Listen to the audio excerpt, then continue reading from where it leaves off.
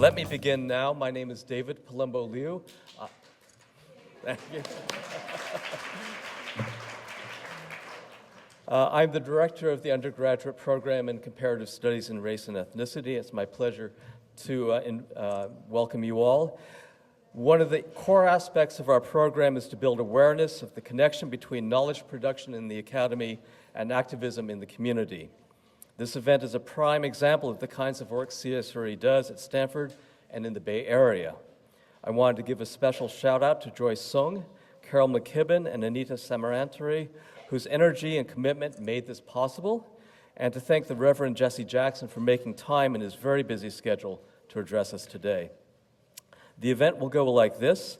Professor McKibben will introduce Reverend Jackson, who will speak to us for about 15 minutes, and then I will lead a panel discussion that will open out into a conversation amongst the panelists.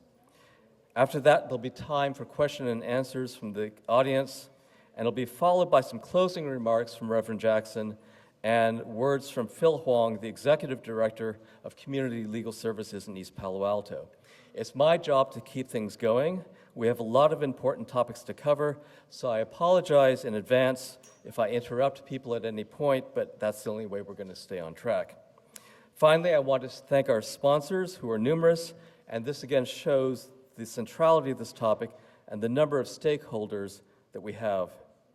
I want to thank Stanford Law School, the Stanford Initiative for Religious and Ethnic Understanding and Coexistence, the Office of the President, the School of Humanities and Sciences, the Center for Comparative Studies in Race and Ethnicity, the Department of Religious Studies, the Tobe Center for Jewish Studies, the Department of History, the Program in Urban Studies, and Community Legal Services in East Palo Alto.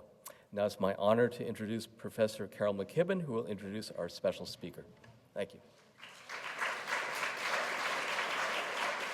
Thank you, David. Welcome, everyone. So nice to see so many people here for this important event. Reverend Jesse Jackson has carried the freedom struggle through some tough times. He began working with Dr. Martin Luther King in the streets of Chicago in the aftermath of Selma. 1 year later, in August of 1966, an observer from the Chicago Police Department noted Reverend Jackson speaking to a meeting of the Southern Christian Leadership Conference in Chicago and advocating more than housing rights, but employment opportunity and entrepreneurship so that people could afford to live where they wanted and to prosper. This observer noted that Dr. King reiterated Jackson's words that day in August and then appointed him to direct what became one of the most successful aspects of the freedom movement, Operation Breadbasket. Reverend Jackson has not stopped. After Dr. King's assassination, he did what any athlete would do when a key player is hurt. He carried on. He did not forfeit the game. He remains a critical change agent on the American landscape without a roadmap, but with a deeply held belief in equality, social and economic justice, and empowerment. He remains a global citizen, an advocate for the poor and marginalized. As one cohort put it, no one is as good as he is at articulating what needs to be said. And we certainly need him now. I give you Reverend Jesse Jackson.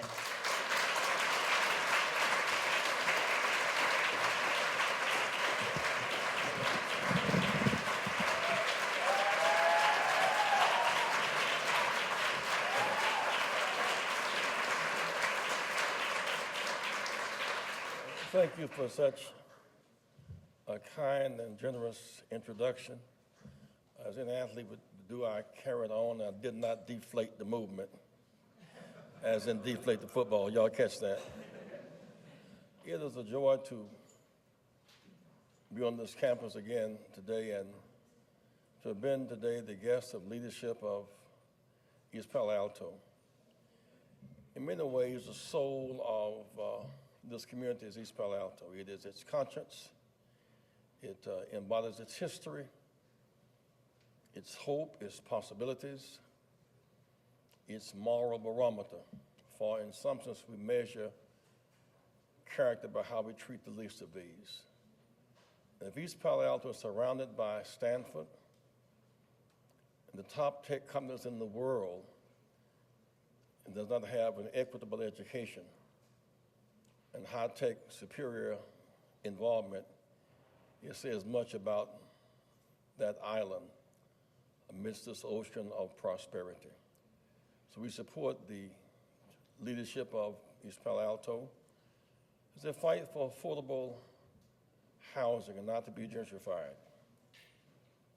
affordable health care, affordable education, and access to capital. I thought I would share today, just briefly in this 15 minutes. One, I was blessed to be with Dr. King on his last birthday, January 15th, 1968. And as many people celebrate it today, I'd like to at least take you over it so you can connect with where he was then. That morning around 8 o'clock, he had breakfast with his family at home. Around 10 he came to the church. We met in the basement of the church, blue jeans and windbreaker jacket, sports shirt. He convened some blacks from Deep South, Georgia, Alabama, South Carolina, some Appalachian whites, some Jewish allies, Al Lowenstein, some peace activists out of New York, some Native Americans, some Latinos, some Chavez's group out of Southwest Texas and California. And there we met on a poor people's campaign. His argument was that we'd achieved the goal ultimately of ending slavery, and ending Jim Crow laws and the right to vote. But there was too much poverty in the world and in America. Poverty is a weapon of mass destruction. People malnourished who cannot get adequate food, the health care and the life options, and made the case that there should be a floor beneath which no American would fall. And this issue ultimately is not about black or white, it's about wrong or right. Most poor people are not on welfare. They work every day. They clean somebody else's house. They cut their grass. They take care of their children. They catch the early bus going to work. They change buses to catch another bus. They work in the hospitals. They mop the floors. They clean the bedpans. They wipe the bodies of the sick and cool their scorching fever. And yet when they get sick, if they cannot afford to lie in their bed, they make up every day. In a nation so great and so powerful and so wealthy, thought that to be a sin. We're organizing the Poor People's Campaign. Going to Washington to engage in mass demonstrations, if necessary, civil disobedience. Going to jail to focus, to challenge our leadership to shift from the war of killing in Vietnam to the war of healing at home. That we prepared tents to sleep under for some duration of time to challenge the conscience of our nation. He was not asking for a day of service, but for a new government policy, affordable health care, education, housing, and jobs, and to reinvest in our nation. He spent his own last birthday fighting for intervention policies for those who were locked out of the cycle of American prosperity. He made the case that America's greatness is the right to fight for the right, and no one need adjust to an unjust predicament. He further made the case that it was his job to disturb the comfortable and comfort the disturbed. That vanity asked the question, is it popular? Politics asked the question, can I win? And conscience asked the question, is it right? And the proposition may need to be popular, not politic. Is it right? Is the ultimate question that trumps all other answers. Is it right? And so that was his last birthday with which we must connect. A day there's too much hunger, too much pain at the bottom, too many foreclosed homes, too many jails, and too much pain. And so that remains, in some sense, our unfinished business, to wipe out malnutrition, not wipe out the malnourished. Lastly, a lot of talk about the movie Selma, and the reason I must go to San Francisco tonight to interpret it. The last scene, after a lot of machinations, was Dr. King in the movie going across the bridge. And many people come out and say, now we have the right to vote. Well, yes and no. We have the state's right to vote, not the constitutional right to vote. 50 states, separate and unequal elections. Each state controls the process. The big mistake made in 1870 was we left the voting into the hands of former slave masters to implement. In 1965, we left in the hands of former segregationists to implement. And both times, they tried to take it back. And so, yes, we got the right to vote in 1965, but it was not just for blacks only. Blacks could not vote in 1965. White women could not serve on juries in the South. 18-year-olds who were serving in Vietnam could not vote. You couldn't vote on college campuses. You could not vote bilingually. And in campaigns for the presidency, you had to run in winner-take-all primaries. So it took us 25 years to give them the right to vote to deal with the issues of gerrymandering, annexation, at-large, and roll purchase. But at least we had a mechanism that could, when there was patterns of discrimination, there was pre-clearance provisions. Well, today, the Confederates have taken over the South again from Virginia around to Texas. They're now taking the right to vote back by diminishing it. Those who serve time in jail, for example, often cannot vote. So 6 million Americans have lost their right to vote, 6 million. Case in point, in Texas, you can use a student ID. You can use a gun ID to register, but not a student ID. Cutting early voting down, using voter ID as a scheme to play poor people off against each other. The Voting Rights Act today is facing a severe backlash, and every chance there is to diminish it. I'll be going to school Thursday in Georgia, where they have taken away voting booths off of college campuses because college students are now voting in great numbers. And why is it important as I close? Because today, we're free but not equal. Out of slavery, out of Jim Crow, right to vote, don't own a single soft drink franchise. Free but not equal. Student loan debt greater than credit card debt. Free but not equal. More youth in jails and in colleges, free but not equal. Racism has become shameless again. It becomes our burden to wipe it out. Lest we forget, in 2008, when President Barack won, they said we were beyond racism.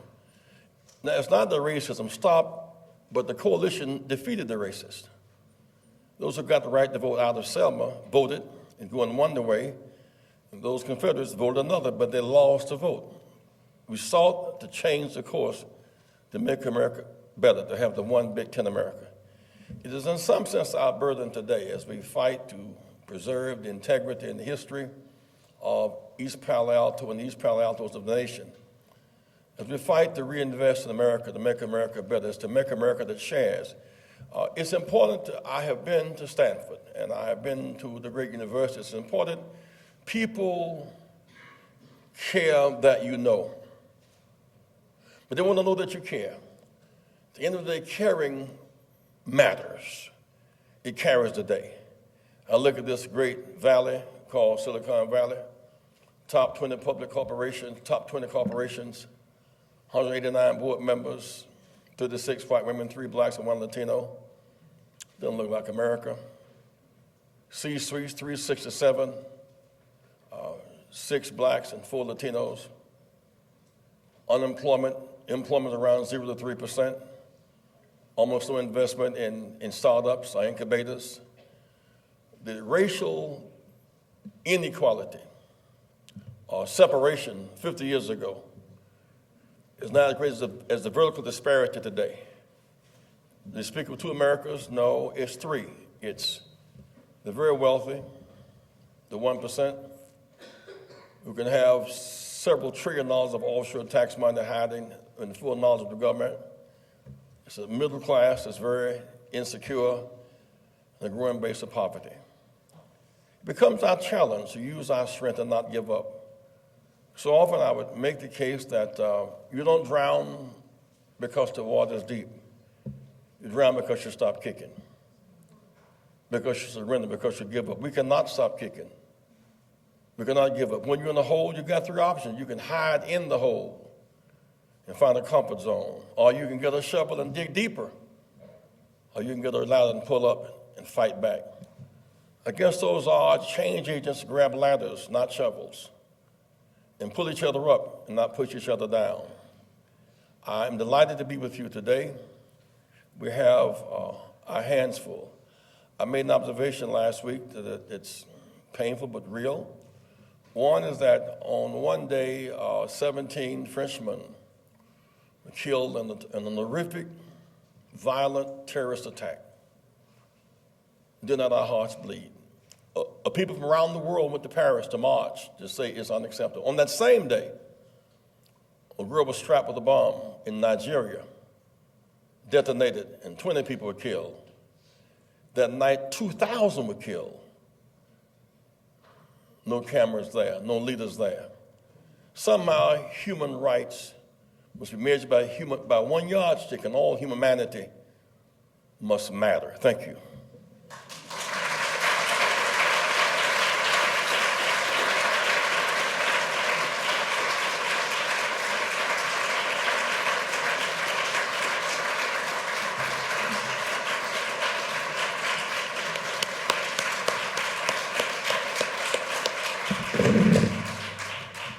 Thank you very much. Now I'm going to introduce the panelists who will speak in the order that I'm going to introduce them, so if they could just come up after I call your name. Carol McKibben is a lecturer in the history department at Stanford. She's written extensively about immigration, race, and ethnicity in California and the U.S. Her most recent book, Racial Beachhead, focuses on the issue of minority-majority cities in California and the military. She is currently at work on a biography of Reverend Jesse Jackson. Next is Ruben Abrica. Ruben Abrica immigrated from Mexico as a teenager. He received his MA in education from Stanford in the Linguistic and Cultural Pluralism program and did graduate work in linguistics at the University of California, San Diego. He has lived in East Palo Alto since 1979, has been involved in many community endeavors, including the incorporation movement, culminating in the founding of the city and the formation of a city government in July 1983. He was elected to the Advisory Municipal Council in 1982 and subsequently served on the first city council from 83 to 88. He served as mayor of the city of East Palo Alto in 2006, 2009, and 2013, and currently serves as a council member. Third is Michelle Wild Alexander, who is a public law scholar and practitioner focused on state and local government, including urban policy, city planning, local democracy, and public finance. Her work combines legal analysis with the details of human experience to understand the local governance of high-poverty areas, both urban and rural, and the legal causes of concentrated poverty and fiscal crisis. Her current research explores legal restructuring, such as bankruptcy, disincorporation, and receiverships, for cities and counties in distress, issues that affect not only Rust Belt capitals such as Detroit, but also post-industrial cities in California. She's a professor here at Stanford Law School. Third will be Fourth will be Tamika Bennett, who is co-program director of United Youth for Community Action. Tamika is an experienced organizer and lifelong East Palo Alto resident, As a youth, she was involved as a leader in Peninsula Interfaith Action and was hired as a regional campaign organizer, leading housing campaigns and organizing 19 congregations in the Peninsula region. She's also helped represent PIA to the larger California national PICO networks. She also helped co-found Rebooting History, a documentary effort to record East Palo Alto history. Tamika coordinates all leadership development activities and is the main campaign organizer in our environmental justice and affordable housing campaign. She also sits on the East Palo Alto Planning Commission. Fifth and finally, Daniel Saver is a Skadden Fellow and housing attorney at Community Legal Services in East Palo Alto. He earned his JD from Harvard Law School and clerked for the Honorable Jerome Ferris in the Ninth Circuit Court of Appeals. Since then, his work at Community Legal Services has focused on defending tenants facing eviction, collaborating with grassroots organizations on various housing justice campaigns, and advocating for equitable development and anti-displacement policies throughout San Mateo County. Again, they'll each speak for about 5 to 8 minutes. They'll be brief to open up the conversation that will then flow amongst them and then out to you and back. Carol, would you like to begin? Okay. So I would like to just give a little bit of context about the history of minority-majority cities in California and throughout the country. And it began with the federal government. Cities that are predominantly cities of color, racial beachheads, minority majority, are not that way by accident. They are that way by design. Federal policies that subsidized mortgage loans did so starting in the 1930s for white people. It was considered one of the biggest welfare programs in our country's history because it moved a whole generation of white male Americans from the working class to the middle class. Unfortunately, people of color did not benefit from this federal largesse. Attached to those mortgage loans was an ideology that privileged homogeneity in white neighborhoods, so that the federal government gave loans not just to white men with families, but also to families that lived in neighborhoods with only white people. So people of color were not only excluded from the policy of receiving loans, they were excluded from those neighborhoods altogether. In California, there was an enormous wave of migration in the period building up to World War II that changed the demographics of the state and included a new population of African Americans to work in the military industries, to work in technology industries, and those new residents needed a place to live. They were shunted into areas that were considered the least desirable places to live. East Palo Alto was one of them, but not the only one. There are many, many communities up and down the coast of California that became communities of color because they were excluded from living in these all-white neighborhoods that the federal government supported with its policies. It was also something that local realtors supported through redlining, which outlined these neighborhoods to be considered less worthy for bank loans, for employment opportunity. So what we see in the period between the 1940s and the 1970s and 80s are places in California that had once been somewhat diverse. California was always a racially diverse place, turn into pretty rigidly segregated areas. And when we look at a place like East Palo Alto in 1960, we see a population that was 72% white. By 1970, it was 60% black. That was no accident. People who were black were not allowed to live anywhere else in San Mateo County, except for East Palo Alto. And there they managed to buy homes and prosper and create a pretty thriving community. In the 1970s and 1980s, when we decided to invest in urban areas by tearing down what we considered blight, we called it urban renewal and redevelopment, we also decimated those communities of color. So East Palo Alto again became part of that story. And it's a story, it's a narrative that is not limited to this area. It's not limited to California. It's really a national story. But we see it happening in large cities like Oakland and Los Angeles. We also see it happening in places like Seaside, Marin City, and East Palo Alto. And when we look at East Palo Alto today, we see this many, many years of marginalization, the consequence of many, many years of marginalization.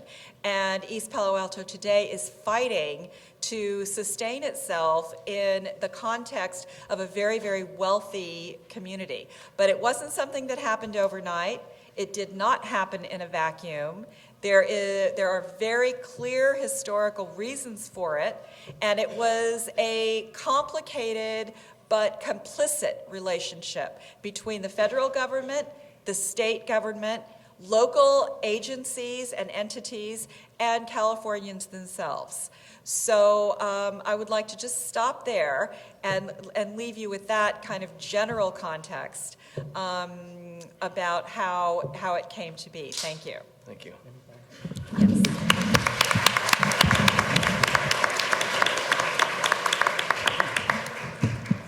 Well, first of all, thank you for the invitation to be here. My mayor sitting right in front here, I want to say that I do serve on the city council, but my comments are really my own, so if I say anything out of order, I'm already cleared. You know, I did have the honor of having been part of the incorporation movement.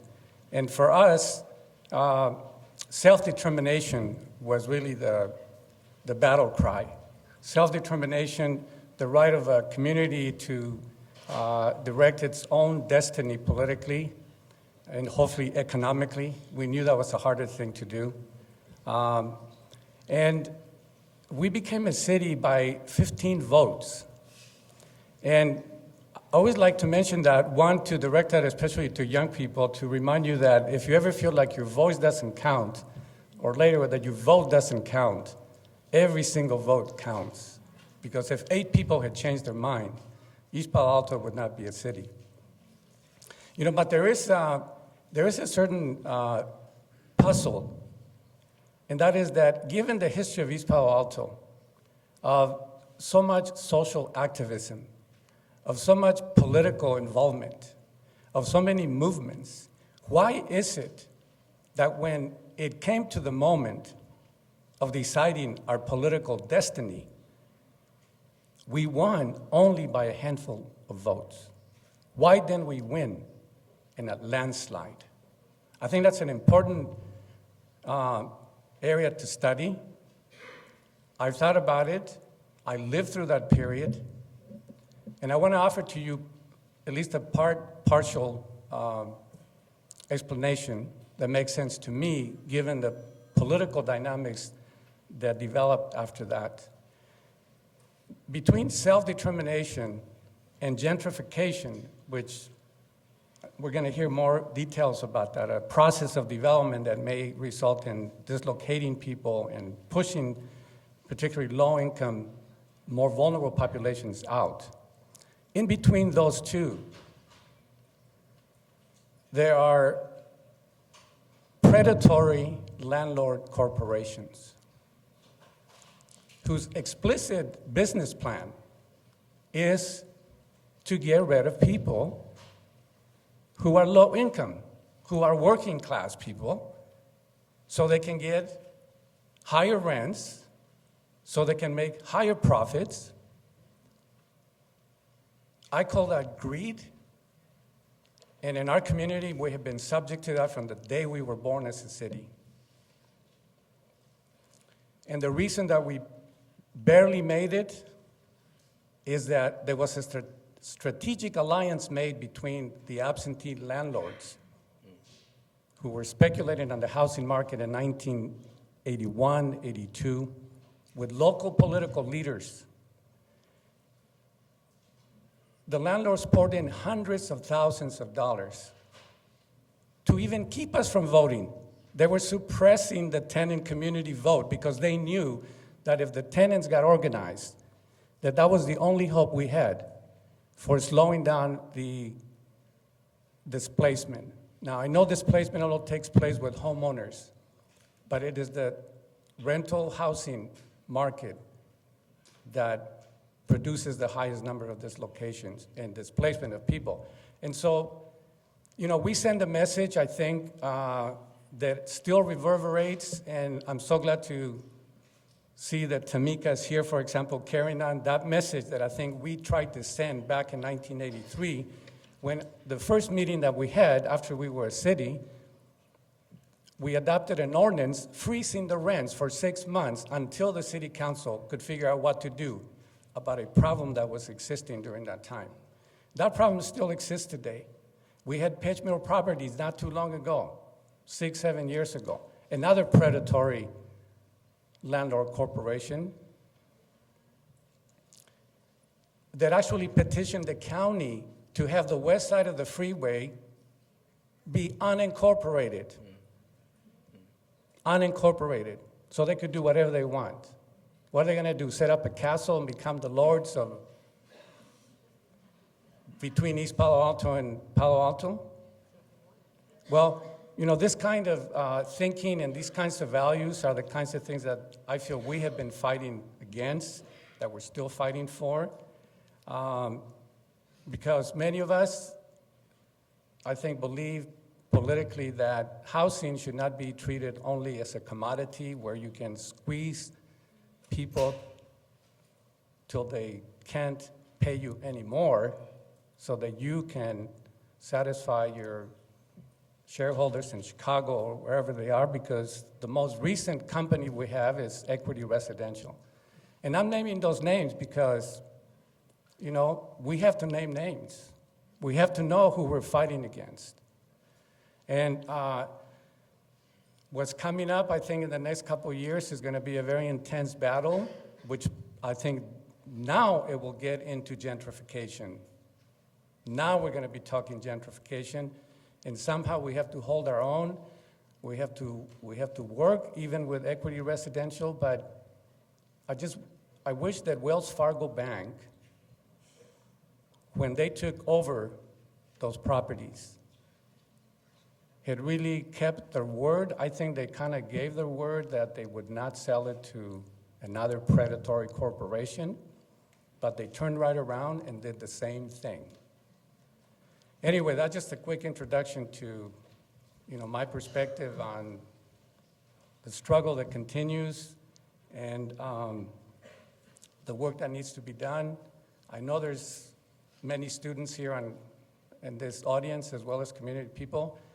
And I have seen several generations of people in our community, including some students, that have helped us in this fight. So thank you for doing that. Thank you. Thank you.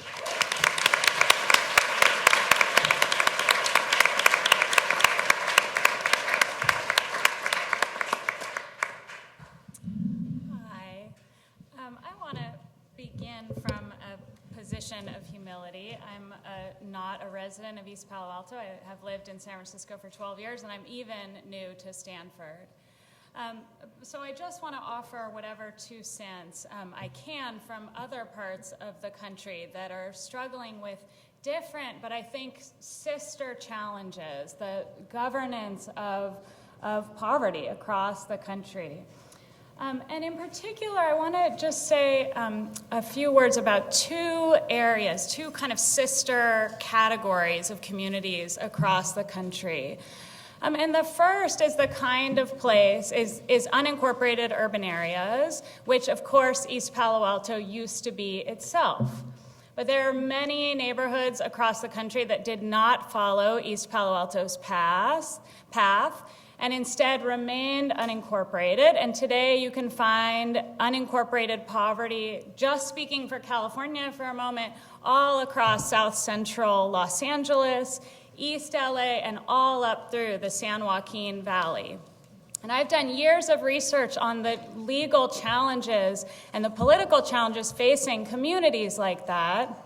And I can tell you that the reason you guys left unincorporated, or the reason East Palo Alto left unincorporated status behind, is that it is very, very difficult to get counties' attention when the votes of people in a particular neighborhood are drowned out by the larger county.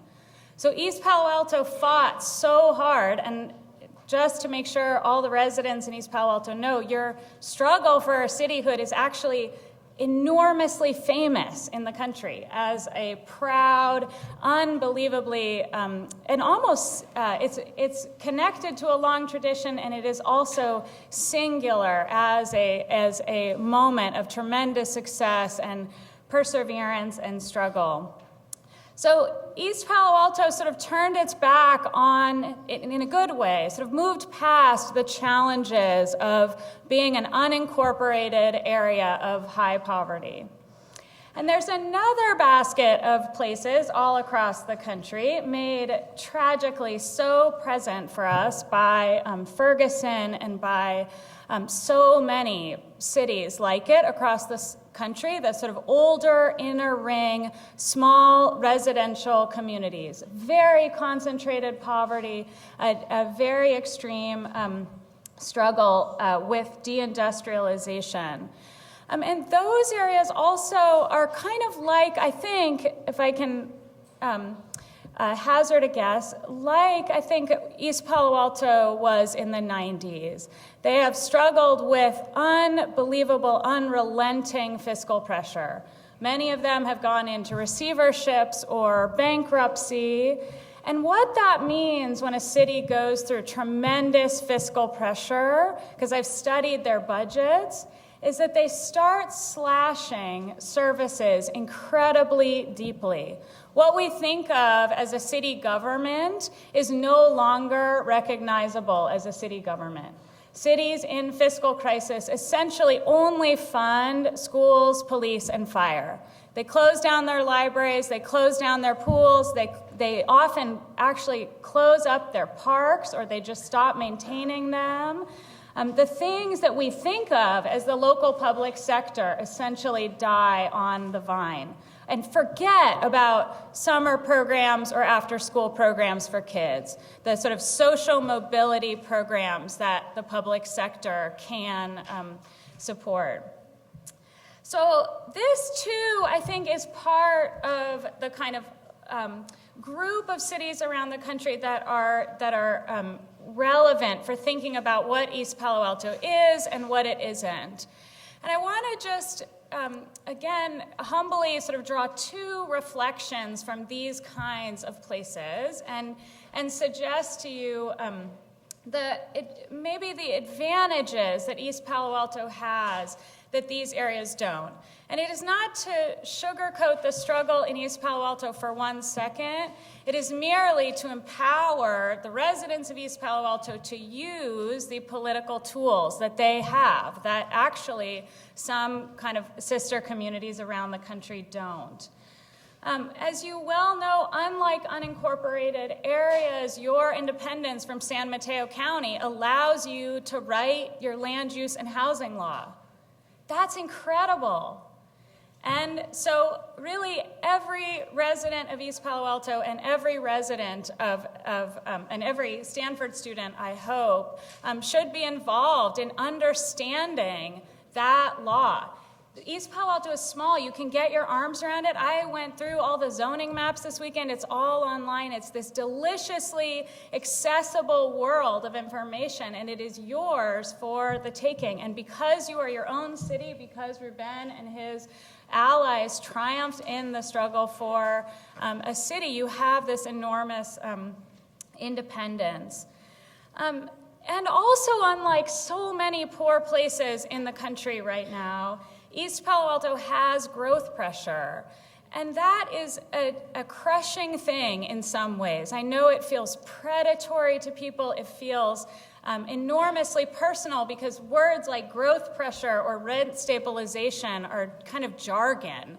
And really what it's all about is that people have their homes and they want to keep them. But there is a silver lining to growth pressure, which is that you guys can use the revenues from density to support your public services. And I say that very delicately, knowing that it's all about sort of which parcels, but I want to encourage you to think about the politics of anti-displacement, pro-growth land use policy. Anti-displacement, pro-growth.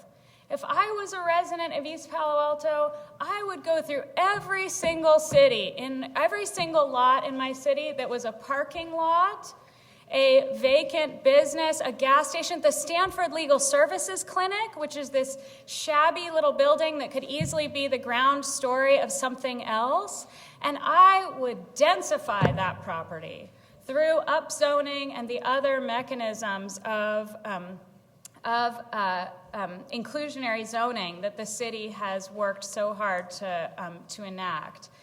I think it's about achieving infill density where there's the least human cost. I'm not talking about densifying the single-family home neighborhoods of the city or the areas of the city that are populated, but rather to really think strategically about how East Palo Alto can take its pound of flesh from Silicon Valley. You have limited borders and the city is small, but the truth is that there are property tax revenues to be pulled in to create the vision of Palo Alto that you all want, the version of the public sector that power of cityhood gave to you. So I encourage you to mobilize that hard-won political power and really to participate. And to make that point, I hope you'll bear with me. I'd like to just read something that came out of the City of Detroit's bankruptcy. It was the closing comments by the judge in the City of Detroit's bankruptcy. And he said, "Before I conclude, I want to address the people of the City of Detroit, whose passion for this city is remarkable in its breadth, in its expression, and in its unwavering endurance. I just said that your leaders are about to get the city back. Actually, of course, it is you who are about to get your city back. It is your city. A large number of you told me that you were angry that your city was taken away from you and put into bankruptcy. You told me in your court papers, you told me in your statements, you told me in your blogs, letters, and protests. I heard you. I urge you now not to forget your anger. Your enduring and collective memory of what happened here and your memory of your anger about it will be exactly what will prevent this from ever happening again. It must never happen again. When Fredia Butler testified during the hearing, she quoted the great wisdom of Marian Wright Edelman, who said, "Democracy is not a spectator sport." And so I ask you, for the good of the city's fresh start, to move past your anger. Move past it and join in the work that is necessary to fix this city. Help your city leaders do that. It is your city. And I think East Palo Alto, just better than just about anywhere, knows the art of democracy. I think it is a bloodline tradition in East Palo Alto. So I encourage you to write the next chapter in the proud legacy of East Palo Alto, the next chapter of reconciling the enormous tension, the ethical tension, the conscience that Reverend Jackson referred to between this growth pressure and the preservation of housing, and find that happy medium so that all of us can sort of copy you in San Francisco, in San Jose, all throughout the country. Thank you very much. Thank you. Thank you. Great.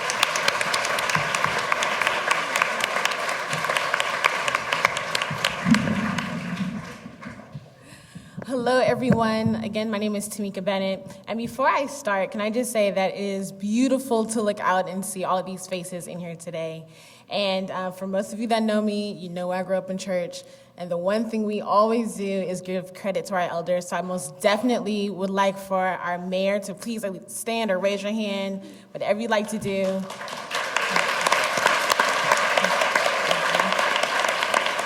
We also have a few city council in the building. I know Mr. Brica's here with me, Councilman Moody in the corner there. And I don't know if anyone else is here. Please just raise your hand.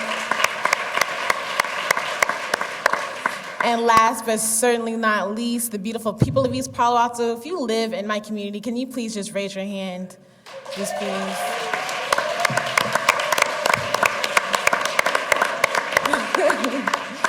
All right, wonderful to see, beautiful. Thank you all for being here today.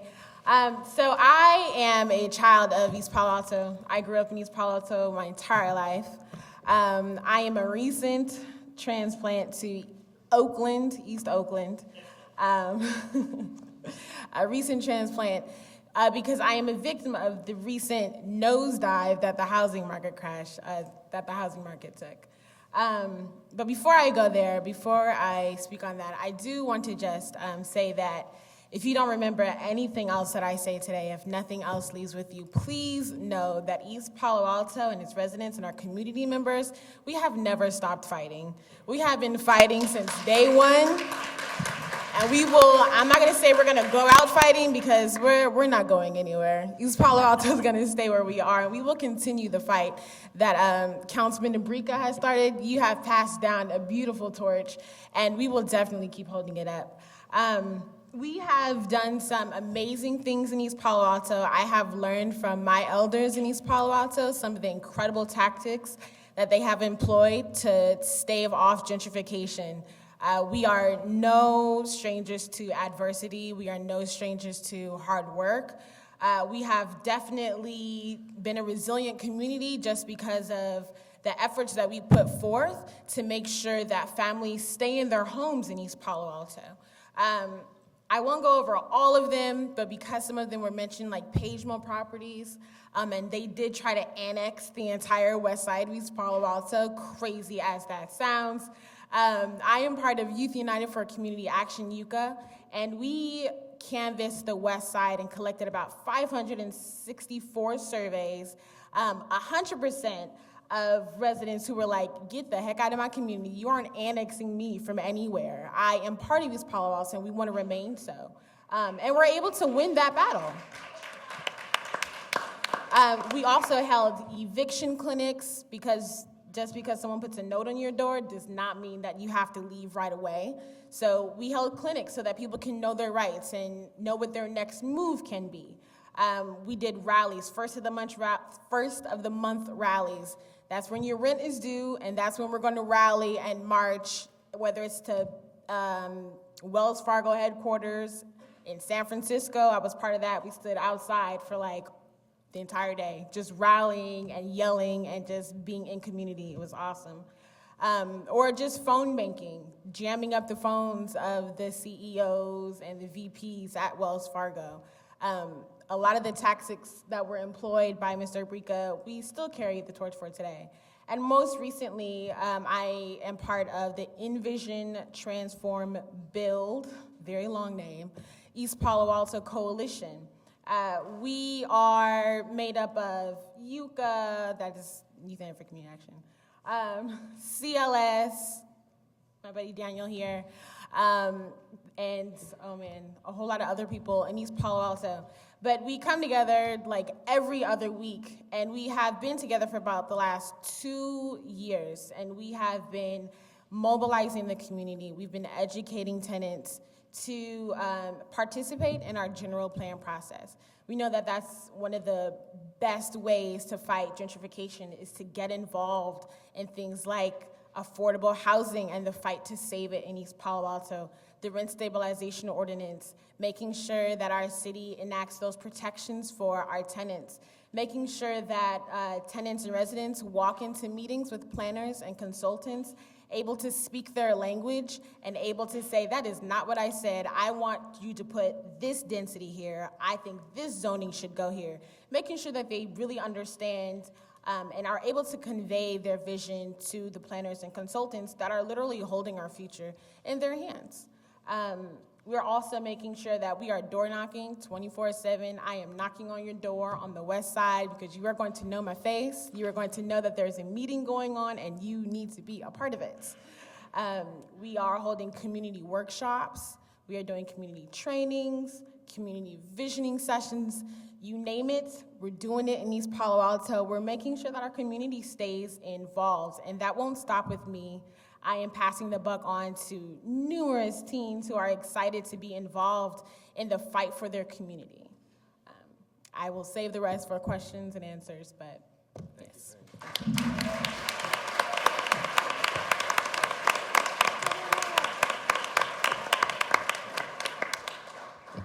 Okay, so that is a tough act to follow. I will try my best. I'm sure I'll fall a little bit short, but I'll do what I can. As Tamika said, and as David said, my name is Daniel. I'm a housing attorney at Community Legal Services, and I want to talk a little bit about the particular dynamics of our displacement problem and begin to sketch out a framework to think of some solutions that I think picks up a little bit of exactly what Tamika and Michelle were talking about. So in terms of the actual problem itself, and the displacement and gentrification that's happening, I find it helpful to think about two different types of displacement. It's hard to draw a clear line, but I think it's analytically useful. And one is direct displacement, and the other is indirect displacement. So what do those mean? Direct displacement could be somebody knocking over your apartment building to build luxury condominiums. You are forced out of your home directly by the actions of somebody else. That is one, and I'll get into some of the details. That's a very serious concern that we have in East Palo Alto because, as several folks have mentioned, a huge portion of the housing stock in town, particularly the rental housing stock, and particularly the rent-stabilized housing stock, about 70% of it is in the control of one single landlord. And as Reverend Jackson said, he is not looking to move in there. Not into those 18,000 units. So the question is, what are they going to do? And the concern is that they may knock all of this housing down and directly displace 1,800 to 2,000 families in one fell swoop. Now, there's also indirect displacement, and this is something that I think we're feeling all the time in East Palo Alto. And this has more to do with broader market pressures. So it's bigger than just one landlord in East Palo Alto. It's this entire region. Those of you that live here in Palo Alto and are renting, you are also feeling the squeeze. Palo Alto is one of the most expensive, if not the most expensive city to live in the entire United States. And part of this comes from a history of a really nefarious combination of sort of development tactics and city planning amongst a lot of other cities in this area, not East Palo Alto. As you heard, East Palo Alto has actually done a tremendous amount of great work on the housing front. A lot of the other neighboring cities have done the opposite. And it's a combination of historic restrictive land use and zoning codes, which is to say that many of the cities around here have refused to allow new housing to be built. They won't let it happen, and they particularly won't let there be new multifamily housing, new apartment buildings, because that means generally people of a lower income, and we want to maintain our exclusive community, keep those people out. That has been combined with the intense growth of industry and commerce here. So that is to say, we're not building houses, but we are adding a ton of jobs, which means that people are moving to this area to work at all of these new jobs. You're seeing lots of new offices being constructed. But where are those people going to live if you refuse to build the housing for them?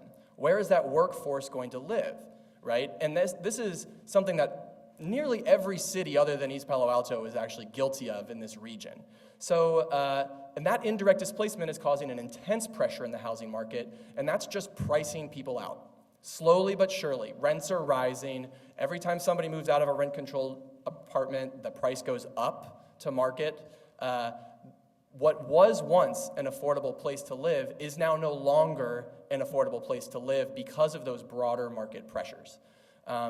So we're facing a juggernaut, right? We have a big landlord who's threatening town. We have a completely dysfunctional regional housing market, which is making it extremely difficult for anybody around here to get by. What do we do? What are the possibilities? As Michelle said, and I think as Tamika pointed out, there's actually a lot that the city can do, and a lot of the place where there's power in this equation is at the local government level. And that's related to the city's ability to determine land use and zoning and pass various other types of laws that will protect its residents using what's called the police power. So there's a lot of power in the hands of the city, which really, as we heard, that actually means there's a lot of power in the hands of residents, right? As long as people that live in East Palo Alto are committed and are participating in the workshops that Tamika was talking about, that are showing up to the meetings, that are letting their voice be heard, there's actually a great amount of power that we have.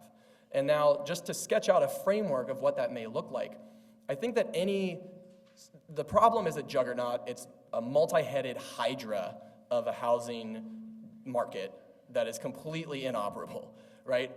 Any solution is going to also have to be multifaceted. And it's helpful for me to think of solutions as falling within two buckets. On the one hand, we need to have production, increased production of housing. We just need to build the housing, and particularly affordable housing. But at the same time, we need very concerted and concrete preservation strategies. What are you going to do to protect the people that live in East Palo Alto now? What are you going to do to protect the people that currently live in North Fair Oaks, that live in Redwood City, that live in San Mateo, that are being priced out? And we have to do both of these things at the same time. If we don't build any housing, then we have no long-term game. But if we don't protect the residents that we have here now, I think we have no heart, frankly, is the way that I would put that. I think that there's a moral imperative to look after the residents that are currently living in these communities.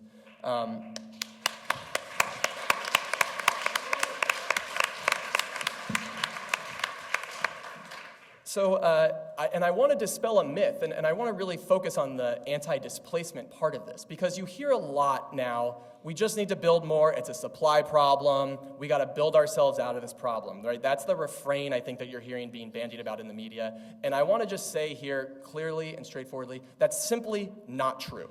That's not true. That is a line that is being peddled by the landlords and the realtors. We cannot build ourselves out of this problem right now because we got ourselves into this problem over a period of 50 years of restrictive land use policies. It is going to take a lot more than just a couple of years to build our way out of this. There was a study done of just San Mateo County showing that we have more than almost a 24,000 unit deficit of extremely low and very low income housing.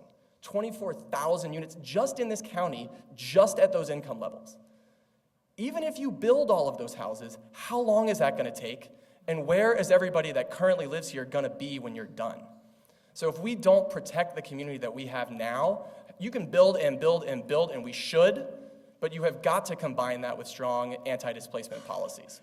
So any solution that we have, whether using the general plan, using various other legal mechanisms that the city has at its disposal, we have to make sure that we're considering the people that live in town now and what we're going to do to make sure those folks, if they choose to, they can continue to live here and not be pushed out against their will.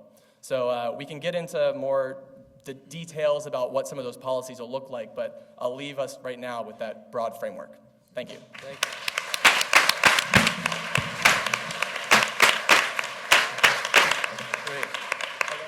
Okay, the way we have it scheduled is about 20 minutes of conversation amongst the panelists, and that would leave us 25 minutes for you all to engage. So I have some questions I'm just going to throw out to a couple of the participants to get the ball rolling, but I would like to have you all talk amongst yourselves. One for Carol is, what policy initiatives can be put in place to alleviate the economic inequality in minority-majority cities? Michelle wanted to talk about an update on the building moratorium, so we'd like to get updated on that. Daniel, how do neighboring cities in Silicon Valley fit into the fight for East Palo Alto? And what are some of the key policy options that EPA has at its disposal right now to prevent displacement? And for Ruben, how and why did the community and city government put in place anti-displacement measures? And what's next for city government in this area? Maybe the mayor could chime in on that one too. So just want to throw that out to you and see what your reaction is. Okay, I guess I'm supposed to go first. I think that because the federal government had such a great role to play in constructing this situation, it can play another great role in constructing it in a happier way, changing it for the better. So I would like to see policies in place that re-establish the role of the federal government in ameliorating the conditions that we see in places like East Palo Alto. We'd love to see federal funding go into cities like East Palo Alto towards redevelopment, towards helping people into home ownership and subsidizing rental properties, and without that earlier prejudice against race wrapped around it. So it would be really important to include policies that originally were designed to disadvantage people and use those policies in the opposite direction. They might have gone a different way, and one method, one strategy of reinventing those policies is to allow local governments to take charge of where that money goes. So when we talk about redevelopment, we don't want powers that be to be doing the decision making and choosing where the freeways go, where the office spaces, where new residential housing is going to be developed. Local government should be doing that. So I'd like to see an effort made on the part of the federal government and for people at the local level to look towards the federal government for assistance in this way. That's a huge power. It's a huge force. Reverend Jackson mentioned involving HUD, and I think that's a terrific idea.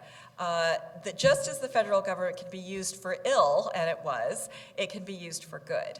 So I'd like to see us engage the federal government in this way in a positive direction. It's been done before. It's called the New Deal. It does work. It does work when it's administered fairly, and it hadn't been administered fairly, but that doesn't mean that it can't be. I think it can be. So I'll stop there and let Ruben answer his question. Yeah, so a little bit on the, so part of the story is this, that we had an election for incorporation in 1982, and we lost. We lost, and needless to say, we were very disappointed, but we're also very critical in analyzing what we felt had gone wrong, and we were determined to come back and plead with the Board of Supervisors, who at the time did give us another chance to say, okay, you can have another election. One of the scary things after we lost was that there was a proposal floated to the Board of Supervisors that perhaps what should happen at that point was to have the west side annexed to Menlo Park, so we dispose of that piece, put the east side on what is called a holding sphere, and establish two special task forces, one against crime and another for economic development. When we heard that, we could see the writing on the wall, basically, meaning there will be no city of East Palo Alto. The sheriffs will come in and enact some heavy-handed cleanup operation to get rid of people who are not doing well, clean up the city, develop the economy, But for whom? For what? And in that process, basically depopulate East Palo Alto. Okay? So the fact that we're still here today and that has not happened, I think it's credit to all the people, again, that I've seen over the years in their own small way have come together and defended our right to be in charge of our own destiny, of our own hopes and dreams to improve the life of the community, with all the limitations that I know that local government has a lot of power, but we also have a lot of limitations. Let's face it, because all local governments are not the same. Some have a lot of money, a lot of money. Others don't have hardly any money. And there's been times when I'm willing to give up a little bit of local control if some of the things can happen. Just make them happen. Don't keep us waiting. Why do we have to keep waiting for the new president or the new governor or the new board of supervisors or what? Let's just take care of business that are human needs. And I think as Reverend Jesse Jackson keeps reminding us, the importance of, I think, serving the needs of people. And so I think that, what happened in those days, I see it recurring at different times, trying to remind us of that, why we're there, why people having a place to live without having to leave because the rent is going to go up or because the landlord doesn't like you. It's a really semi-feudal value system. And for me, as an elected official, when I hear people talk in my community, I pick up a lot more, and it maybe comes from long years of struggle. It's really an affinity to take care of the most vulnerable. Our first mayor, Mrs. Barbara Mutan, who herself was a landlord, by the way, but she supported rent stabilization law. That's what she used to say. We have to take care of the most vulnerable. And when it came to housing, the tenants, the seniors on fixed income, the single parents, those were the most vulnerable, and they continue to be the most vulnerable. I think I've already seen it this last couple years. I think there's now a new struggle taking place in our community within our own souls, let's say. The struggle is not just between us and these predatory corporations, but it's within us. Are we going to recreate the same inequalities that we're always fighting against? Or are we going to do everything within our power to prevent them and to do anything we need to do? Even things like, I mentioned Wells Fargo Bank. I think they missed an incredible opportunity to have done, call it a charitable operation. Take over these units, sell them to somebody who will not be in it for the greed and still do business, but no. They chose to go the other direction. Puts us in a bind. And some years ago, there was one apartment building on Bay Road that was starting to have troubles, that it was going to be sold, and there was some work going on in there from some nuns who were doing classes, who were doing activities for the children, who were humanizing the apartment building, taking care of repairs. And you know what they ended up doing? They bought the building. The Sisters of Charities bought the building. And that makes me think, maybe the Archdiocese of San Francisco should get together with other institutions and buy a few more buildings. Maybe other people could buy the buildings. The city, we don't have enough money to buy it, but perhaps we will in the next couple of years. And put put an end to this kind of semi-feudal value system. That's what I've learned, unfortunately, through many of the experiences that even the landlords, when we had campaigns, we had an election in '83, we finally won. We had an election in '84 to defend the rent law that we passed in November of '83. We had an election in 1985, 30 years ago this month, to fight an initiative put on by the landlords that they had the goal to call it the Private Property Civil Rights Initiative. They thought we were stupid enough, because we had a history of civil rights struggle, to believe that these absentee landlords were really sticking up for our civil rights. But it was a ploy to confuse people, to confuse the homeowners and make them think that they had nothing in common with these tenants who are transients, who have no roots, who are worthless people. And we defeated them. But now I think the struggle is within our own political class. The elections of 2016 for city council, I think, are going to be historic, in that every single person running for city council, I know Tamika will be there and other people, they need to be asked some really hard questions. What are you going to do with the general plan? What are you going to do with the land? Anyway, I'll stop there. Sorry. Thank you.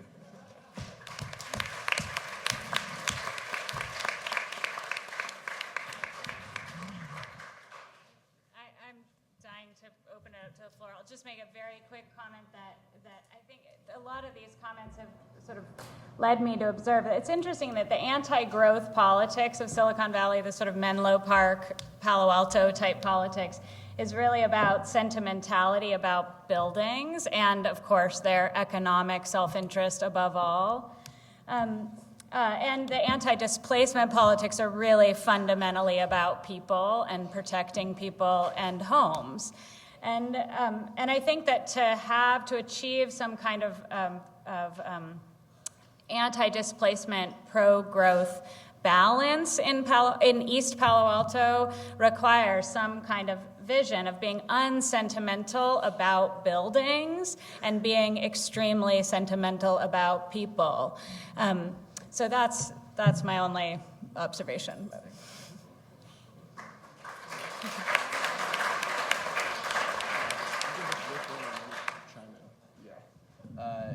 Yeah, I think that's exactly right. And, I think it ties in, I think, also with what you were saying, Carol, at the beginning, where there's a history of disinvestment in a lot of these cities, right? We were actually excluded from the systems that invested in communities for decades.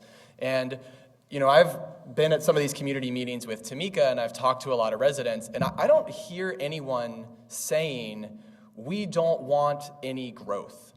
We don't want any change. We don't want our neighborhood to get better. We like the schools just the way they are, right? No one is saying that, right? The people that I'm hearing, I think, if I can translate it, what they're saying is that they want investment in their community, but they want investment without displacement. They want investment to come in. They want things to be better, but they don't want that to have to come at the expense of their very presence in the city. And so you can get creative with land use, and a lot of other things. Unfortunately, there's not a lot of public money, and I would love for the federal government to get involved in a good way, if we could get them to do that. But we do have displacement pressures, and there is a lot of private capital that is interested in investing in our community. And we, I think, if we think creatively, there are ways of harnessing that, of working with those folks as careful as I would urge us to be in doing so. So one sort of specific policy that I've heard bandied around is something called a no net loss policy. And this has been worked into state law through the advocacy of some folks down in LA, where they're facing similar issues of having older housing stock susceptible to redevelopment, essentially. And the basic idea of a no net loss policy is that we will create a development environment where you will be able to rebuild. You can do new things. You can do something that you want with your property. But it can't result in a loss of units to this community, right? So we may need to let you build at greater densities, because if you're going to subsidize a bunch of units, you're going to need some market rate units in order to make that pencil out, in order for that to work. We may need to change the parking, zoning rules in order to incentivize other forms of public transportation, so on, but also reduce the cost to developers. So one thing that could get baked into a plan that I think could be both pro-growth and also anti-displacement is having some kind of no net loss bottom line, where you say we are willing to work with you, or willing to find ways of making this a profitable investment, but here are the demands of the community, and it's not going to happen if we don't get these met. But you have to change. You have to allow change to happen.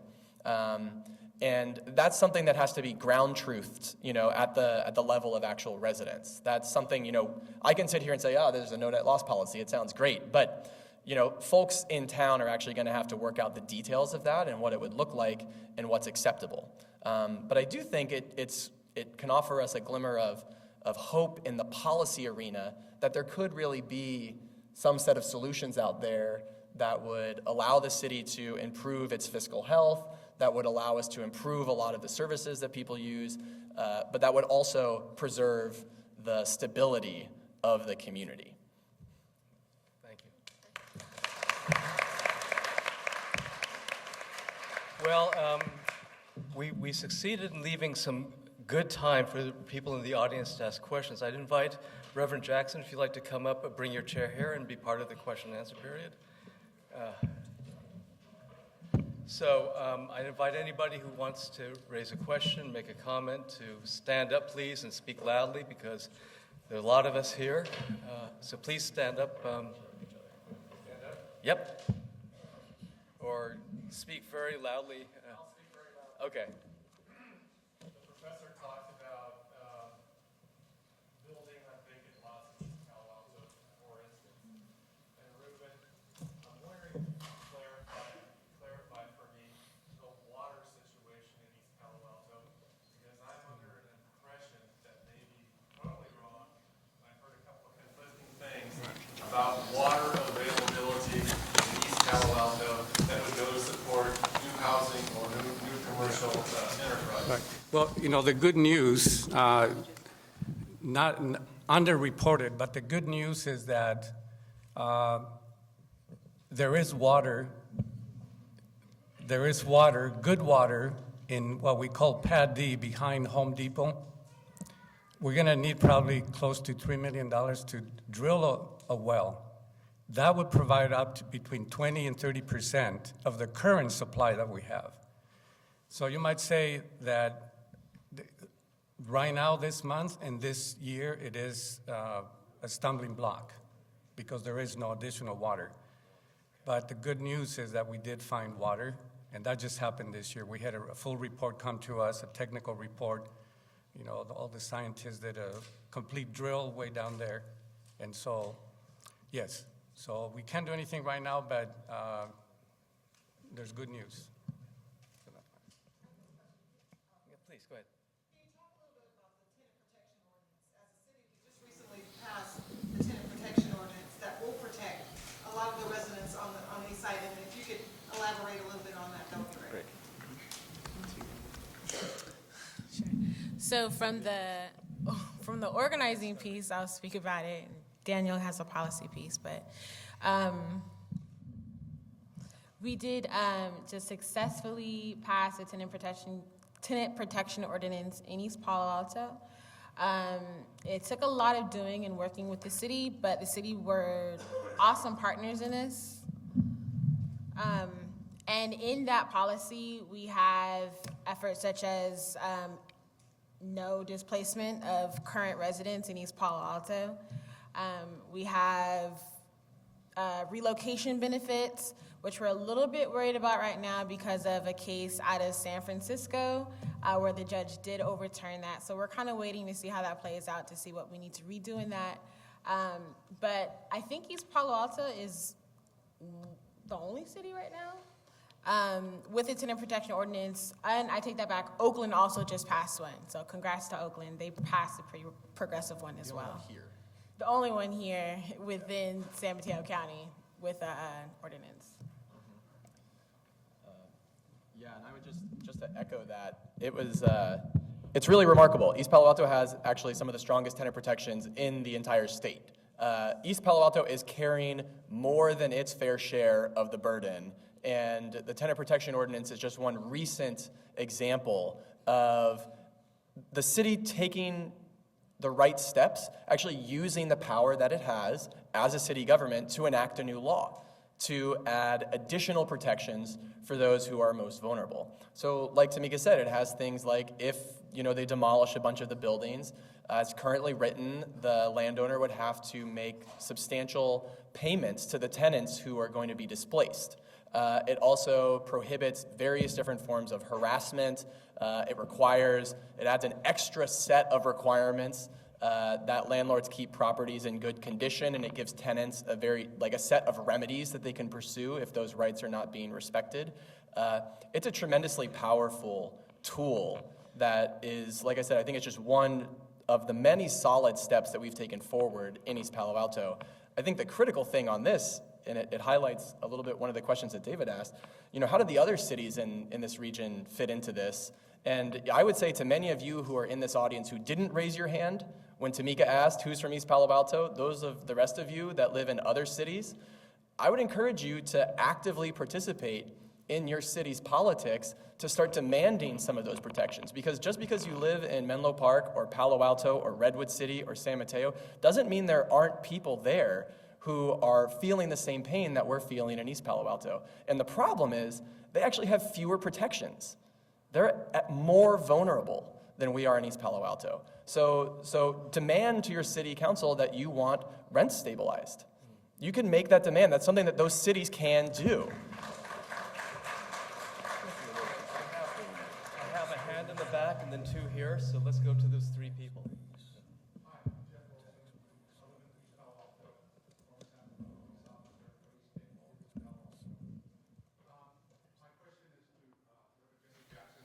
Thank you for coming to East Palo Alto. I voted this morning.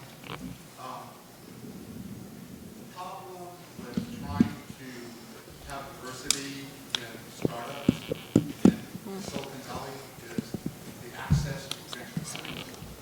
They aren't letting businesses of color. One of my teachers that I just went through the Renaissance Center business plan classes, don't just raise your hand. Melvin works with the city, he's one of my teachers there. So we go through all these classes that take a couple of months and so forth. I've been through two of them already. And at the end of it, there's nobody to give a business plan to. So Silicon Valley has been a tech center for 75 years. We look back at 1939. But yet not one person of color, one black person is living there out of this valley. Why is that? So the true answer is we need access to venture capital in fairness to our ideas. So Reverend Jackson, it's kind of a question. Are you talking with venture capital about having equality and judging some business plans that those of us who are coming out of the Renaissance Center have to offer? Don't put me on the spot. One of my concerns if they cut off capital, the lifeblood of our economy, and cut off water, the lifeblood of life, and raise your taxes and raise your rents, then somebody intends for you to go. And my point is we must assess early on who are our adversaries and who are our allies in this tug of war. When the banks would sell to a man who lives in Chicago, the office in New York, 1,800 properties. He has only one agenda, to squeeze people in there out and sell that because it's valuable Silicon Valley land. And that must be addressed in a big way. One has to ask, do the corporations in Silicon Valley want East Palo Alto to remain as it is, or does it want it to go out of business? They should have to ask that question. Now, I come out of a tradition that says out of the 28 to 30,000 people, maybe 4,000 or 5,000 should march down the road with signs saying, we want some water, we want affordable housing, will you join us? It's a mass education for a mass solution. Because I think if the corporations in Silicon Valley are willing to ally with you to protect the integrity of East Palo Alto by putting in a tech center, by supporting affordable housing, you kind of got a downhill struggle. If they are your pronounced adversaries, you have a very uphill struggle. And let's figure out who are our allies. I asked earlier today, does the congressperson stand with or against you? Somebody said with us. Do the two senators stand with us? Who are our allies in Sacramento?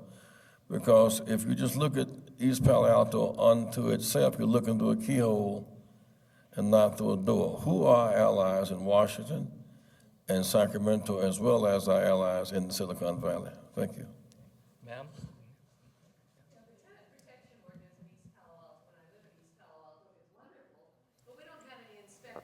It's not carried out. We don't have anyone to inspect the houses to see that the healthy homes that are promised in this ordinance are carried out.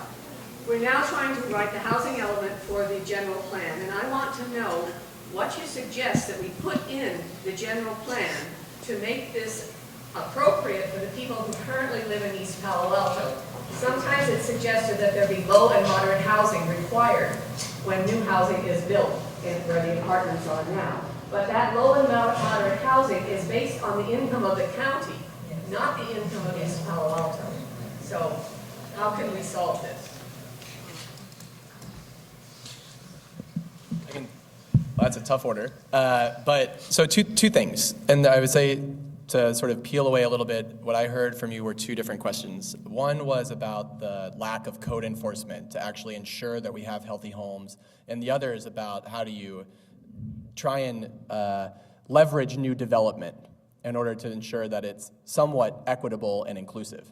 And on the first one, I think there's actually clear precedent for what you can do for the code inspectors. There are self-funding programs that a lot of other cities have where you essentially,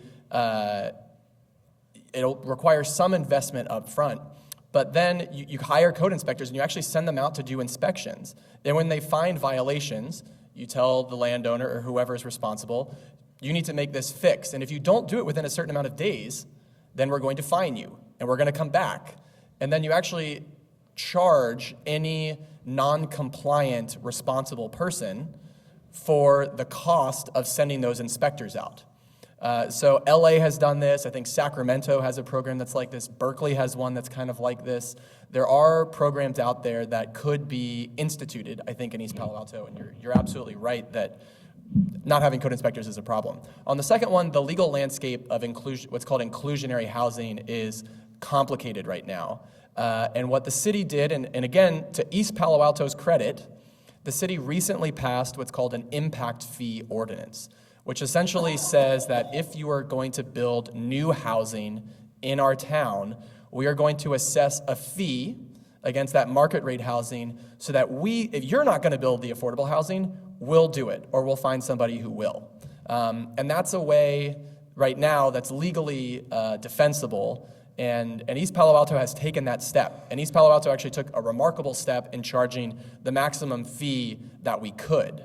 So, and I would, again, challenge all of you that live in any other city to look up in your city whether you have an impact fee ordinance and what the fee is set at.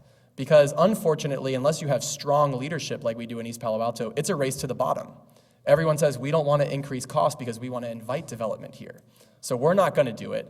But then you just have cities competing against each other in a race to the bottom instead of actually taking a strong stand. So East Palo Alto has done that, and they've done that in a really big way, but we need the other cities in this county to step up and do their part. Okay, I have three people in line. Sorry, can I finish? Yeah, I know. that I have answer? one person there, person here and a person there. If you all, we Sorry. do it in clusters, so you all three ask the questions together, we'll answer them, and then we'll, So before we ask the questions, though, I did want to finish answering that question, and we are making sure that the consultants know that we aren't going solely by San Mateo County numbers, because we know that East Palo Alto falls significantly below that. So we are making sure that they include very extremely low income, very low income, and low income numbers for our housing and the inclusionary zoning. So I just wanted to add. okay, again, so 1, 2, 3, please ask your questions, and then we'll do the next round, but let's do the 3 first. So my question is about the vision for the west side that I've seen in the latest planning documents. Indicates that there's likely to be a fairly large sort of tear down and rebuild of that area according to the proposed plan. So my question is there vision for what will happen with those residents who will be displaced, even if there is an agreement that they will find a new place, sort of how that process is being envisioned, because that will obviously be very disruptive to those residents. So that's my question. Well, let me take a job. Let's do. Oh, I'm sorry. They're doing it together. This moral imperative that I think is critical in this discussion. So I would like to know, how have communities of faith been involved in advocating for the residents and the most vulnerable in East Palo Alto, and also how can communities of faith, clergy and such, assist moving forward? Thank you. Okay, and third? Good evening, I'm Regina Wallace-Jones. I'm also a resident of East Palo Alto, so please do not chase me off the room as I ask this question. And I've done organizing with many of you, in particular for the presidential campaign, as we spent a lot of time working together. I'm going to be a little bit frustrated right now. Right? My frustration is that I've lived in East Palo Alto for the last 12 years. And I remember when we bought our home 12 years ago, that the differential between a house in East Palo Alto and a house in Palo Alto was rough. It was a couple $100,000. It was nothing. And now in 2014, that differential is over $1 million. So from my perspective, I think I've been a very patient resident, right? I help out where I can, move the needle where I can, don't make a lot of noise about a lot of things. And I'm very appreciative of many of you who are serving in leadership in the city. But the truth is, at least my read, is that majority minority communities are losing a tremendous amount of wealth by being in the position that we're in. And so if you could advise the residents of East Palo Alto in this room on the top 3 things that you would do to turn that around, I'd love to hear your perspective there. Thank you. Okay, let's hear from the panelists then. Thanks. Any or all the questions? Sure. So the first question, someone asked about the proposed buildings to be torn down. There is no plan at this moment to tear down anything on the west side of East Palo Alto. No plan at all. Our stance is that we want no net loss. We understand if some of those buildings have to be rebuilt because some of them are really very, very old. If they are torn down, part of our tenant protection is that you get a right of return. So if you have to be moved out because your building is going to be demolished, we want you to be able to come back at the same price at a comparable unit and have first pick. That is what we would like to happen, and that's what we're fighting for. But at this moment, there is absolutely no plan being proposed to tear anything down on the west side. Let me just add, just for the process, because several speakers have mentioned land use. So remember, right now, the city of East Palo Alto is involved in an extensive community input process to update our general plan. You know that. There's also a plan for the west side. All of that, at some point, is going to come to the city council, and it's going to come only in the form of what is the zoning for the land going to be. There are no specific projects that are going to be taken up. You know, we've been talking about land, and that is the first issue of the city council. That's why I was saying earlier that politically speaking, this year and next year are years of reckoning for our community, because the city council, with input from the community, is gonna have to decide, what do we wanna do with this land? So I just wanna clarify that it's not a done deal, but it's coming to a head in terms of at least, because the city council does have that power to determine what happens on any piece of land. And so we'll have to go through that step first and then see what happens, but it is gonna come to a head. Thank you. Okay, I have 3 people sitting in the back, and I think that might be the last 3, so if you, I'm sorry, but we have limited time, so 3? Okay, okay. So the faith-based, I can answer the faith-based. I might leave the last one for Ruben. But the faith-based community has been involved, and we will definitely encourage them to be involved more. But both Father Goody and Pastor Baines, who are prominent faith leaders in East Palo Alto, are here today, have been involved in this fight for gentrification by attending the meetings that the city is holding, and also by urging their congregations to also be involved. Part of the coalition space, we have Faith Baptist Missionary Church. They're also involved. But I mean, we welcome and encourage definitely more involvement from the faith community. As a pastor's child, I know what that is to be involved in community work. And so we're definitely encouraging the faith community. They have been there. East Palo Alto is surrounded by faith. We are grounded in that. So that has always been and is part of the movement. I would just make a quick comment about your comment. I would actually kick it back to all of the non-East Palo Alto voters to actually hear what this woman and homeowner said, because it's actually really true. It's a fundamental truth that majority minority cities should not be asked to house all of our affordable housing. Social mobility is the mechanism, or housing is our main mechanism of social mobility. And so if you stack affordable housing in minority communities, you have dragged down the upward mobility of those families. And one of the things that makes East Palo Alto special is a stock of a lot of minority-owned single-family homes. And that is also part of the city's proud legacy.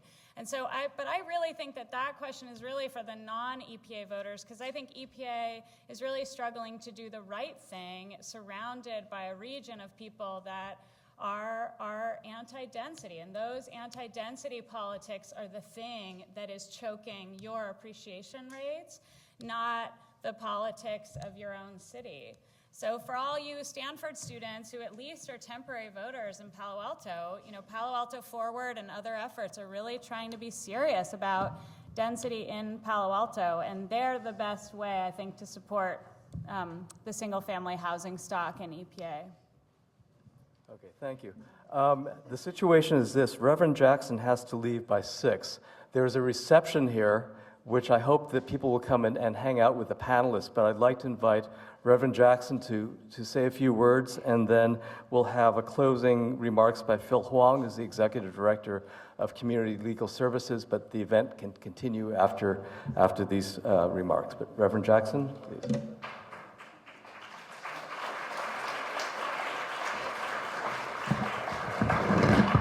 Well, thank you very much. I really want to stay longer because I'm learning so much about the particulars of this city and this predicament, but there is the showing of the movie Selma tonight, and I'm asked to interpret some of it since I was there then and what do we see now, so please allow me to go without any sense of disrespect. The reason I asked the question, does the tech community support the sustenance and reconstruction of the tax base in East Palo Alto? If it does, then there's a strong partner. If not, you have a strong foe. And when you look at one parcel of land, 1,800 acres, I think 1,800 lots, houses, being sold to one man whose only interest is to sell it. That should be challenged, not allowed, made public, disgraced. You know, it's 1,800 lots. Excuse me. Even the Detroit model, before they gave it back, about three businesses bought up almost all the land in Detroit. So the city council is now, in fact, working for about 3 men who are beyond the zone of politics. They sold the water, they sold the stadium, they just sold off the city. And now they inherit a city that whose godfathers in fact control the politics to the economics. So that's a crisis in Detroit that will not go away soon. I would hope that as we work together, that there be some basic things established. One, East Palo Alto needs a development bank, as in domestic World Bank. Conventional bank loans will not redevelop that community for people who live there. And that's true across urban America. Last week at our conference in New York, the president of the World Bank spoke, and for people who are poor or in the strain, they will give no payment for X number of years and long-term interest loans beyond for 30 years. It's a reconstruction plan. If you're competing with the regular banks for money, you can't win. You just simply cannot win. That's why I advocate so strongly a tech center be built. I hope we can agree on that. That a commitment to embrace the allies, Madam Mayor, of affordable housing, see who are allies in that proposition long term. The idea of a development bank. These companies are wealthy enough, if they are allies, to set up a development bank for long-term low-interest loans. When they got $6 trillion in offshore tax monies, any small percentage of that money could be used, in fact, for reconstruction. The same is true with the effective use of pension funds. But if they say to you that your investment unworthy to be invested in, and credit unworthy to borrow money, how can you survive if you can't get investment nor credit? Those are some kind of structural decisions that must be made. I would say in closing that Dr. King's last major movement was not Memphis. We were just getting involved in Memphis when the garbage workers, when he was killed. It was the Fair Housing Act of Chicago. That was the last major movement we dealt in. And the schemes used to lock people into housing scams, which was made clear by Dr. McKibben, I mean, things like these banks in rebellion against community reinvestment dumped predatory subprime lending schemes on people. The overseers did not oversee because they were raising money on Wall Street. And when they jammed people, the lawsuit says that they were found guilty of targeting, steering, and clustering homes to blacks and browns. They were guilty of that. And neither one of them was indicted. Neither one of them was indicted. And the price they paid in the fine was less than the money they made stealing. They made crime pay. And yet there's been not one of them indicted for a crime. It's kind of like the predecessor of Deflategate on the banking side of it. I will close by simply saying that I would hope we could spend more time together working out the lack of plan. Some people are asking for a plan. And I think that has to be processed, not just in the kind of quick give and take. But I would think that I would start somewhere between the tech center, something for our children to live upon, but the idea that one company, an absentee landlord, owns 1,800 properties. The same landlord who ran the Chicago Tribune into bankruptcy and drove away all the writers, that somewhere between HUD and some kind of imaginative lawsuit must challenge that, because I think the right of self-determination must prevail in the city. The right of self-determination, and one absentee landlord is antithetical to the right of self-determination. Let me express my thanks to you, my appeal for us to work out a plan to go to Silicon Valley leadership and engage them in a plan of investment, as well as the banks, because the banks that drove you into the housing hole, drove folk into poverty, one of the banks sold off all those properties to one absentee landlord, and they must be re-engaged in the process as well. One thing I'm delighted to see is so much interest in the subject matter here tonight. I want the children of East Palo Alto to have as many scholarships to engineering as they have to play ball. Thank you very much.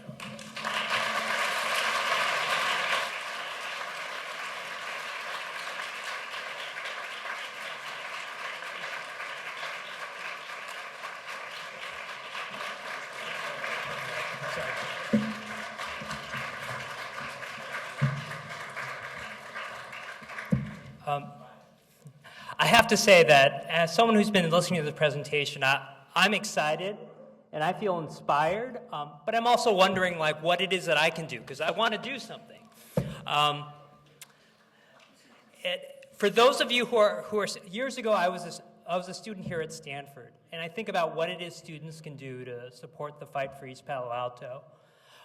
For those of you who are students here at Stanford, you can take you can participate in a service learning program. You can volunteer in the community. You can decide today that you want to dedicate your career to fighting for social justice, and most importantly, you can stick with that plan. Let's just decide today. I'm an attorney, and I think, what is it that lawyers, some of you are lawyers in this audience, what can you do? You can volunteer on a case. You can help some of those people who are fighting to stay in their homes and fighting to stay in their community and call it their own. I feel fortunate in my life that I'm able to both give my time and give financially to causes that I believe in. For those of you who are able, I encourage you to support the great work that's being done. I do recognize a lot of faces in this room, and I just want to say, I would like some people to raise their hand. First, if you are a community member fighting for East Palo Alto, raise your hand. And if you are working with an organization that's fighting for East Palo Alto, raise your hand. And in this reception that's about to happen, I want all of you who have not raised your hand to go talk with someone who did raise their hand and find out some of the ways in which they're doing great work, and you can support their work. Now, I am the Executive Director of Community Legal Services, so what I will say is that I'm proud of the work that our organization is doing, that Daniel's doing, working with Tamika and others up here as well. And we do have some information about our organization and how you can support us at the back table. But really, we are just one of many great organizations and individuals fighting for East Palo Alto. So please really get to know one another at the reception that follows. The last thing I just want to say is, first of all, thank you to the audience for being so engaged. But please, don't let this moment pass. We've all been to panels like this, and next thing you know, you move on with your life. If you feel inspired, if you feel excited, if you feel angry about something you've heard, please take action. So please enjoy the reception, and thank you to our panel.